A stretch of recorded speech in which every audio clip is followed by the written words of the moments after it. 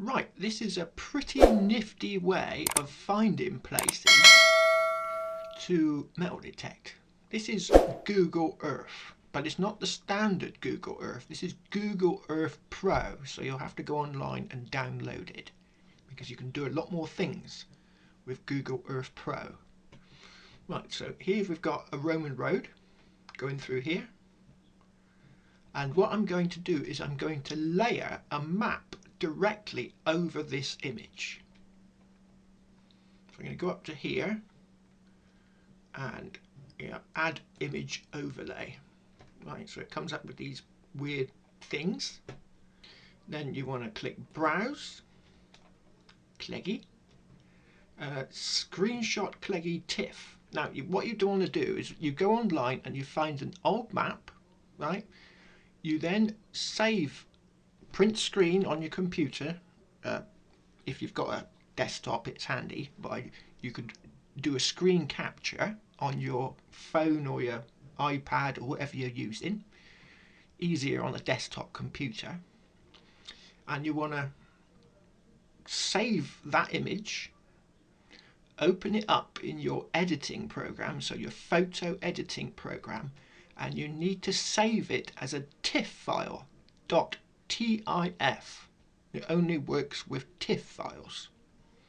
So here it says Clegg TIFF, and I'll open that, and bang, look at that, it's overlaid an image directly onto Google Earth. Now the problem is, we've now got to, it's not geo-referenced, what they call geo-referenced. So what we need to do is we need to adjust this image for it to fit the Google Earth. So what I'm going to do is I'm going to grab this and I'm going to bring it down to the bottom of the screen here, and it says transparency. I'm going to drag that back so I can just about see it. And then what we want to do is we want to move, and you can move the image, and we want to move it so that it's directly over, is it there or is it down here? Well, and then basically what you've got to do is you've got to find corners of fields and you've got to play around with it until you've got it in the right place. So here you can see this farm, which must be that farm there. So we can drag this side in a bit so it's over that farm. But now we can start to see this road coming down through here. So let's drag it a bit further so it's over that road. And we drag this side in a bit too far. We need to adjust this and bring it in. And basically we need to do it so it matches field corners. So we might need to drag it over a bit more. There you can see that road that goes like that, and then you can see it there. So let's move that over to that side a bit. We want to drag that up. Maybe need to pull this out a bit. And then this in a bit there. Oh no, that's not it. But basically, let's bring this side in. So we want to, yeah, let's get in there. Now this road here, can we see it? We can. There it is there. So you want to move it around to fit that bit. There we go. Now we go back down to where that road was. Where is it? There it is. Here we go. So we gradually, you can move this image till it slowly fits the location of the underlying images. So we can line that bit up there, and that's pretty good there. That's good. It's on top of that farm. You've got a trackway going down through there, look, so that's on that. And then We bring the transparency back up to about there. Now we'll zoom back in. We click OK, and that's it. It's overlaid. So now you've got an overlaid image. It's pretty good. It's matching the road underneath. Yeah, that hedge line. These hedges going through there, that track, that bend in the road. So it's all matched up perfectly. So now, down the bottom of the screen, you can see latitude and longitude. So if you detect around a pond, oh, by the way, this brown line here is a Roman road, right? So if a lot of these old ponds get filled in, but they're far enough away from the Roman road for them to be important. Like there could be a Roman villa near to these ponds here. So we're looking for maybe an old trackway coming off and where there's ponds nearby. So that's, well, maybe there might be a villa there. There's a strange looking shaped field there. So basically that's you know, that's what you want to look for really. These ponds that are just away from the Roman road. So with the latitude and longitude down the bottom, what we do is we rest the cursor directly over the pond that's now been filled in. You can't see it anymore. And you write down that latitude and longitude down the bottom there. So 51.74173 blah blah blah. And then in Grid Reference Finder, so I've opened up Grid Reference Finder and I'm going to tap in latitude and longitude numbers. 51 dot 74 1695 1695 and then -2 dot 499 358 358 and click go. Bang, there we are. That's where that pond was. It's no longer visible, look. You can't even see it. Oh, cows in the field. Lovely. But what it does do is it gives you grid reference, gives you all sorts of data, and here it gives you what 3 words. And that will take you to the square meter. So you get the What 3 Words app on your mobile phone, and it will lead you to the exact point of where that pond was. Right there. Which is very interesting. Now you can also do this with LiDAR. So I've copied the grid reference there, copied it. Now I'm on the data survey download page and I put in the grid reference and click go. And there it is. Right? So now we want to zoom out a little bit. Get rid of that. Zoom out a touch.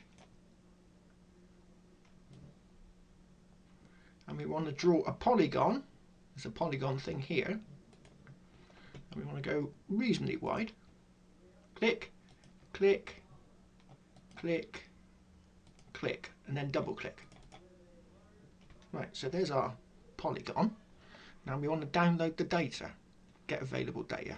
Click download. And once it's done its thing, we want to click on this top one. And we want to go for this first return because that's the latest LiDAR downloads basically. So click on that. 18, yeah, 1 meter, that's good enough.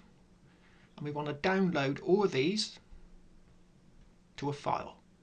So I'm going to download those now. 1, 2, 3, 4. They're downloading.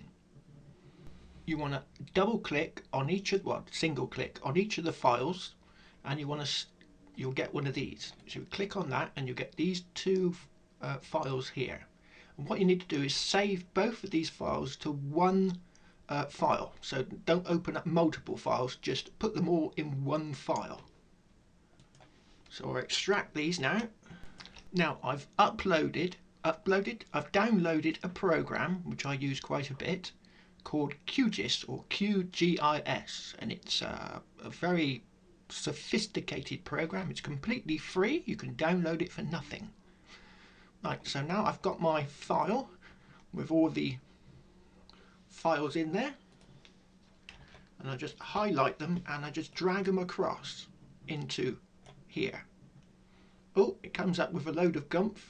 Just click OK, and there we go. Builds up the file. Just get rid of this. Probably done something wrong in the past, and it doesn't like it. So I've got all these files. So these are the 4 files, the 4 tiles. Yeah, tiles. And I'm going to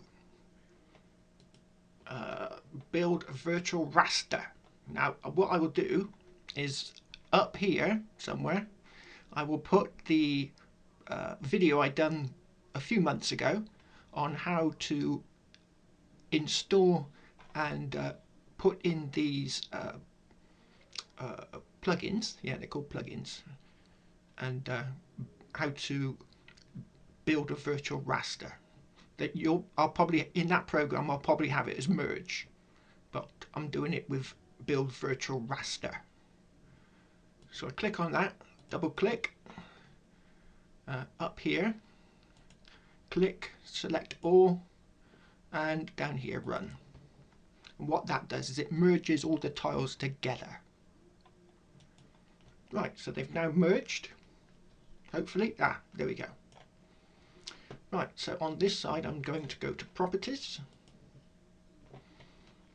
Under symbology I'm going to click on heel shade. I'm going to warp this up to 15.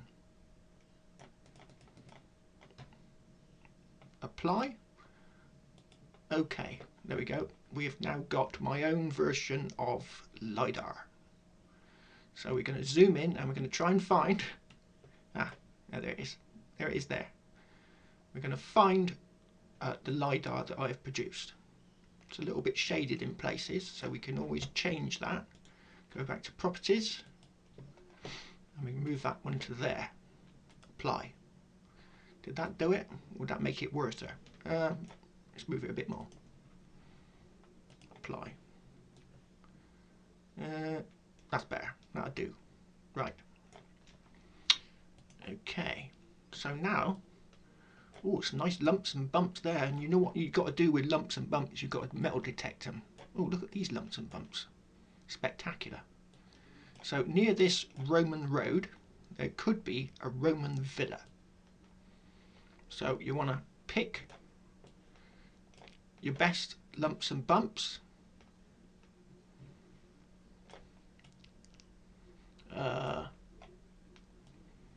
Let's pick a lump. We'll go with these lumps and bumps here. Right. So we want to open this up as much as possible. And just drag these across. And there, I think there's a view. Which one was it? As I say, it's a bit complicated, this program. Zoom preview mode. Normal. No, it's not that one. Anyway, I digress. So basically you want a print screen on the keyboard, and we want to save that to a file. Then we want to open up your photo editing program, crop it to the picture, and save it, like I said before, as a TIFF file. Now I'm back in Google Earth Pro, and I'm going to get rid of this picture, and you see all these are other ones that I've done, and there's the one with the tick box. So just untick it and it disappears. So now I'm going to reload the LiDAR onto this Google Earth, and here we have it. I've now overlaid the LiDAR. You can see it matching the hedge line here, the road here, this road here, and this road here. So now you rest the cursor over the lumps and bumps that you want to find. Could be these ones, or it could be lump and bump anywhere.